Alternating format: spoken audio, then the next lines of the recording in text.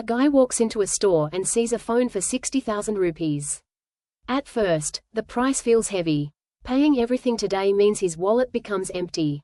Then he sees one shiny option: no cost EMI. Only 10,000 rupees per month. Suddenly, the same phone feels affordable. The deal looks simple: no interest, no pressure, no big payment today. But this is where most buyers make a mistake. They look only at the monthly amount, not the full cost. Because sometimes, the real cost is not shown on the big offer board. It is hiding behind the EMI button. So before choosing no-cost EMI, we need to understand what actually happens behind the screen. A guy taps the EMI option. Now watch what happens behind the deal. On the screen, it looks simple. A 60,000 rupees phone becomes 10,000 rupees per month for 6 months. But behind that button, 3 sides are involved: the customer, the merchant, and the bank. The bank gives credit, so the customer can pay slowly instead of paying everything today. But the bank does not work for free.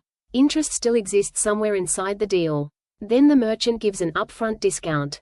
That discount is used to cancel the interest amount, so for the buyer, the interest looks like zero.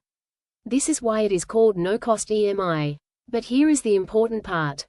The interest may be adjusted, but other charges can still remain. Processing fees, GST, and lost discounts can quietly change the final amount.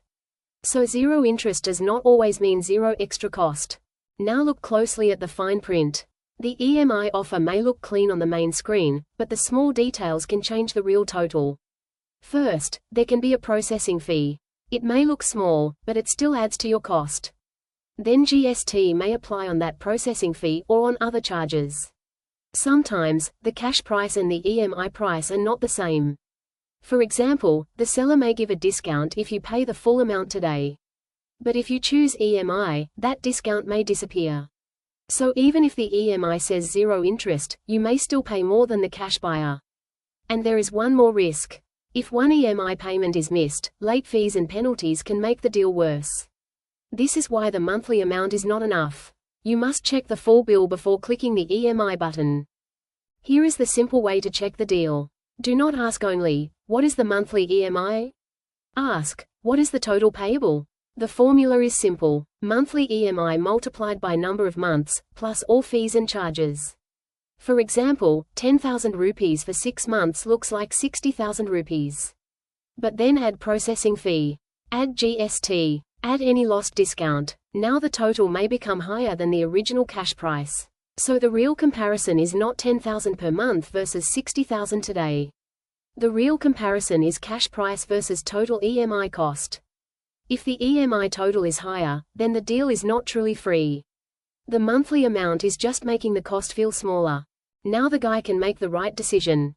If the total payable is clearly shown, and it is equal to the cash price, then the EMI deal may be useful. It can help with cash flow without increasing the cost.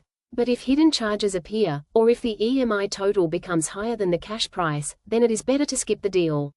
No-cost EMI is not always bad. But it is also not always free. The final rule is simple. Before clicking the EMI button, ask 3 questions. First, what is the total payable? Second, are there any processing fees, GST, or extra charges? Third, am I losing any cash discount by choosing EMI? If the answer is not clear, wait before buying. Because monthly EMI can look small. But total payable tells the truth.